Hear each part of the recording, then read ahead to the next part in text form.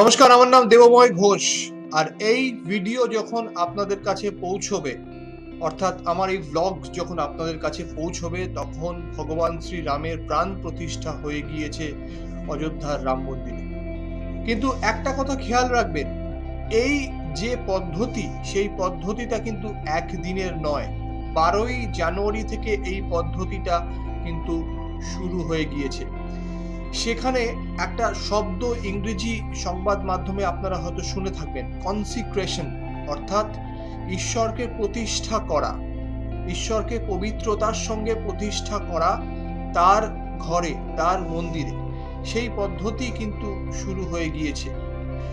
সেই পদ্ধতি 12ই জানুয়ারি থেকে চলছে এবং প্রধানমন্ত্রী নরেন্দ্র মোদী, যিনি প্রাণ প্রতিষ্ঠা করবেন, তিনি বিভিন্ন একটা জটিল পদ্ধতির মধ্যে দিয়ে নিজেকে রেখেছেন, নিজের জীবনটাকে রেখেছেন। এই মুহূর্তে শোনা যাচ্ছে উনি মেঝেতে শুয়েছেন একটা কম্বল পেতে।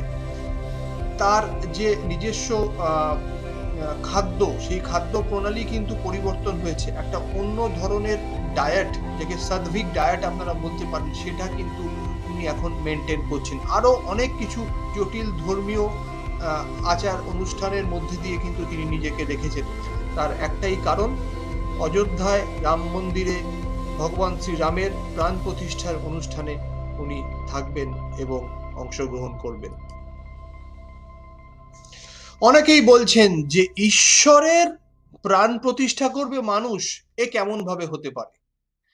হতে পারে, যদি আমার শাস্ত্র জ্ঞান জানি না কতটা আছে, যা শুনেছি, যা পড়েছি, সেটা মারফত আপনাদের এটা বলতে পারি যে এই ঈশ্বরকে, এই ঈশ্বরের মূর্তিকে তো আমরাই সৃষ্টি করেছি। আমরা মানুষ এই ঈশ্বরের মূর্তিকে সৃষ্টি করেছি।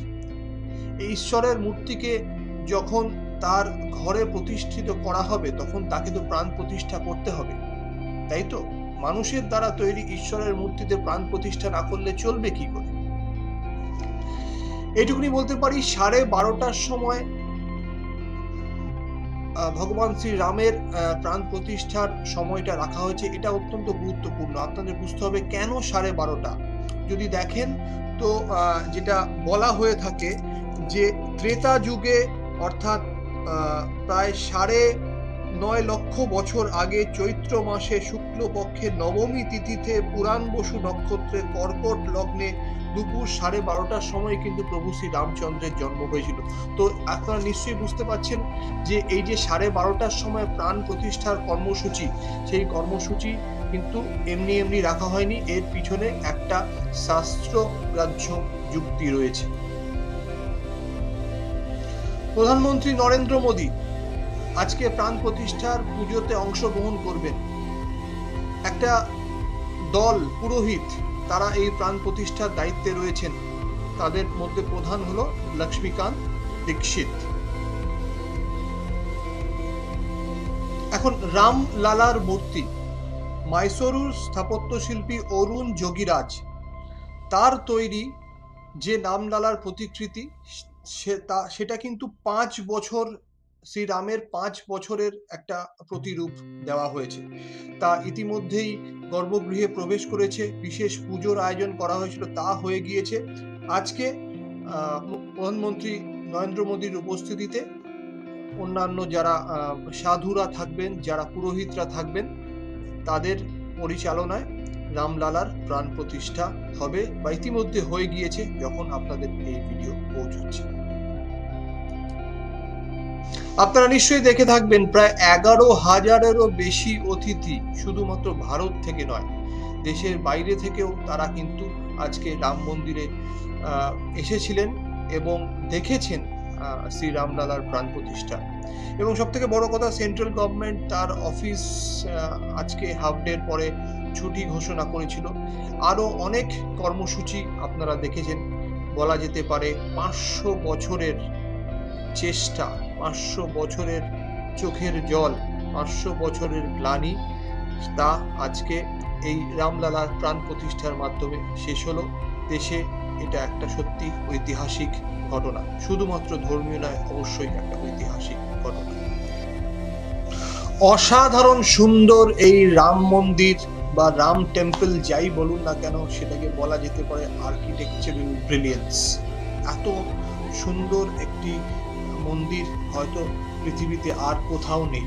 যাই হোক, আমি দু একটা তথ্য আপনাদের দিই, আপনারা জানলে অবাক হবেন। এই মন্দিরে কোনো লোহা বা আয়রন ব্যবহার করা হয়নি। টাইমস অফ ইন্ডিয়া রিপোর্টিং এ লিখছে, দ্য 3-story মন্দির is built in the traditional Nagara style. Pink sandstone from Mirzapur and the hills of Bansi Paharpur area in the Bharatpur district of Rajasthan has been used in the construction of the temple. সুতরাং বুঝতে পারছেন, নাগারা স্টাইলের এই মন্দির এবং মির্জাপুর ও বানসি পাহাড়পুর রাজস্থান থেকে যে গোলাপি রঙের যে পাথর, সেই পাথর নিয়ে আসা হয়েছে। গর্ভগৃহ রয়েছে আপনারা জানেন, এবং সব থেকে বড় কথা যে রামলালার যে মূর্তি সেটা গর্ভগৃহেই রয়েছে। এবং যেটা সব থেকে গুরুত্বপূর্ণ বলে আমার মনে হয় সেটা হচ্ছে এখানে অনেক মন্দিরে মণ্ডপ রয়েছে, যেমন রং মণ্ডপ, নৃত্য মণ্ডপ ইত্যাদি ইত্যাদি। আপনারা আশা করি কখনো যাবেন বা ইতিমধ্যে গিয়েছেন এবং সেই অসাধারণ সুন্দর মন্দির আপনারা পর্যবেক্ষণ করতে পেরেছেন। রাম মন্দিরের ইতিহাস, রাম মন্দিরে গড়ে ওঠার এই চিত্তাকর্ষক গল্প এবং মন্দিরের এই অসাধারণ আর্কিটেকচার নিয়ে আমরা আরো অনেক কথা বলবো, আমরা আরো অনেক তথ্য ভবিষ্যতের ভিডিওতে জানার চেষ্টা করবো। সঙ্গে থাকবেন। একটা কথা বারবার বলি, আজ আবার বলছি, যদি ইন্ডিপেন্ডেন্ট জার্নালিজমকে সাপোর্ট করতে চান তাহলে অবশ্যই এই চ্যানেলটা সাবস্ক্রাইব করবেন, পাশে থাকা বেল নোটিফিকেশনটা অন করে দেবেন। যখনই আমরা অনুষ্ঠান করছি এই ভিডিওগুলো নোটিফিকেশনের মাধ্যমে কিন্তু আপনাদের কাছে পৌঁছে যাবে। জয় হিন্দ, জয় ভারত মাতা এবং জয় শ্রীরাম।